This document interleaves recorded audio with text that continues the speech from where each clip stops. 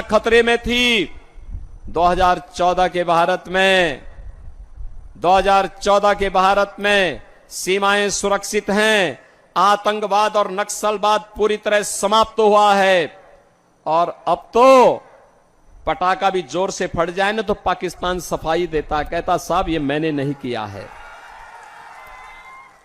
पाकिस्तान को सफाई देनी होती है क्योंकि उसे मालूम है नया भारत है, छेड़ेगा नहीं, लेकिन अगर कोई छेड़ेगा तो छोड़ेगा भी नहीं।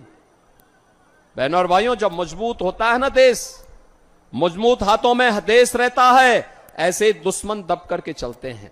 और विकास के बारे में, हाईवे बन रहे हैं, 4 लेन, 6 लेन, 12 लेन के हाईवे, एक्सप्रेसवे बन रहे हैं, ट्रेन की नई नई सुविधाएं, वंदे भारत, अमृत भारत, नमो भारत। आरा का रेलवे स्टेशन ऐसे बन रहा है जैसे एयरपोर्ट बन रहा हो। हर घर नल की योजना,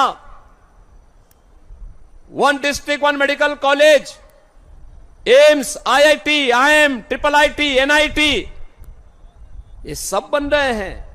14 के पहले के भारत में गरीब भूख से मरता था, आज 80 करोड़ लोगों को फ्री में राशन की सुविधा का सौगात मिल रहा है। बहनों और भाइयों, याद करिए। और मैं कहता हूं उन लोगों को जो आज के समय में अपनी विफलता को छुपाने के लिए पाकिस्तान का राग अलाप रहे हैं, वे कृपया पाकिस्तान का राग अलापे नहीं, वे भारत का बोझ कम कर दें।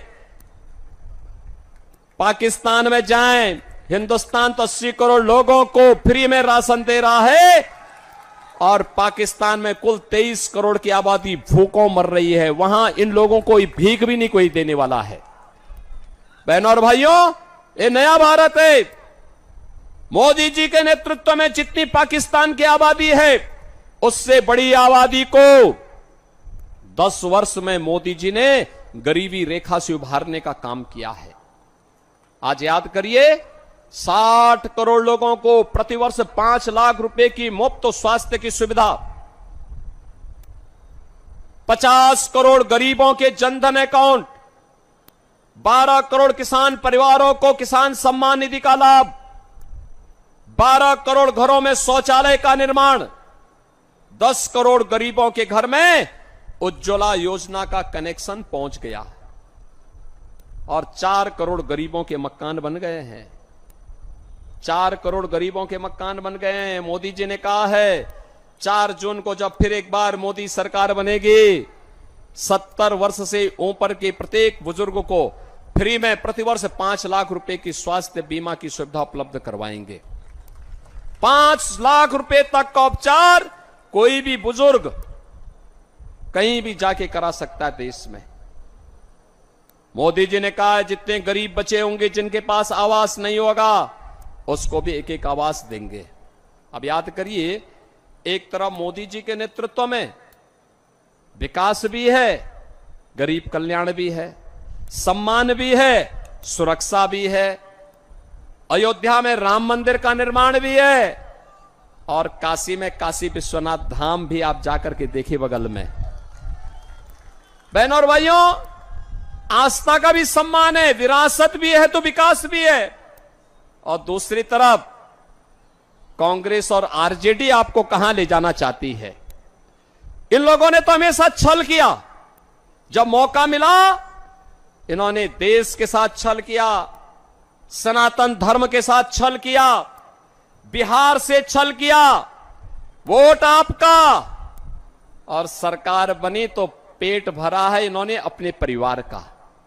याद करिए, लालू जी अपने परिवार के बाहर किसी के बारे में सोच नहीं सकते। आप सोचिए, पूरी दुनिया से कम्युनिस्ट समाप्त हो रहे हैं, बंगाल से समाप्त हो गया और यहां पर एक नक्सली को इन्होंने प्रत्याशी बना करके उतारा है।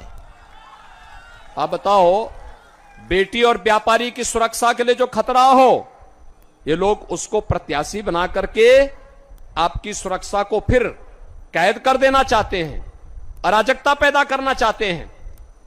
इनका इनकी मंशा अच्छी नहीं है।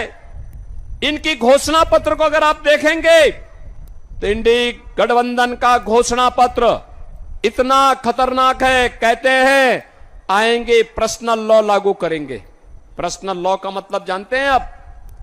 पर्सनल लॉ का मतलब बेटी स्कूल नहीं जा पाएगी, महिलाएं बाजार और ऑफिस नहीं जा पाएंगी, बुर्का पहन करके घर में दुपकना पड़ेगा और 3 तलाक की कुप्रथा को ये फिर से देश में लागू करेंगे। आधी आबादी का विरोध कर रहे हैं ये कांग्रेस और आरजेडी के लोग। बहनों और भाइयों, भारतीय जनता पार्टी इस घोषणा को करती है कि दे भारत चलेगा बाबा साहब भीमराव अंबेडकर के द्वारा बनाए गए संविधान से। भारत के अंदर कोई शरीयत का कानून लागू नहीं हो पाएगा। बहनों और भाइयों, इनके द्वारा क्या किया जा रहा है? कहा जा रहा है कि सत्ता में आएंगे तो लालू जी ने तो कहा है कि ओबीसी का जितना भी आरक्षण है ये सब आरक्षण हम मुसलमानों को दे देंगे। क्या आप इससे सहमत हैं? क्या हिंदुओं का आरक्षण काट करके अनुसूचित जाति, पिछड़ी जाति और अनुसूचित जनजाति का आरक्षण काट करके आप किसी को दे देंगे क्या? बाबा साहब भीमराव अंबेडकर ने कहा था कि धर्म के आधार पर आरक्षण नहीं हो सकता है कि आरक्षण का लाभ अनुसूचित जाति, जनजाति और पिछड़ी जाति के लोगों को ही मिलेगा। धर्म के आधार पर आप मुसलमान को आरक्षण नहीं दे सकते। बहनों और भाइयों, ये फिर भी देना चाहते हैं, ये जानते हुए कि भारत का विभाजन का आधार धर्म बना था। तब भी ये पाप कर रहे हैं, देश के खिलाफ छल कर रहे हैं, आपके साथ कपट कर रहे हैं, धोखा देने का काम कर रहे हैं। ये आपस में जाति के नाम पे आपको लड़ाएंगे, फिर जाति के नाम पर आपस में लड़ा करके अलग अलग कैटेगरी करेंगे और फिर कहेंगे कि भाई आपका आपसी विवाद है, इसलिए इसमें से एक हिस्सा मुसलमान को दे देते हैं।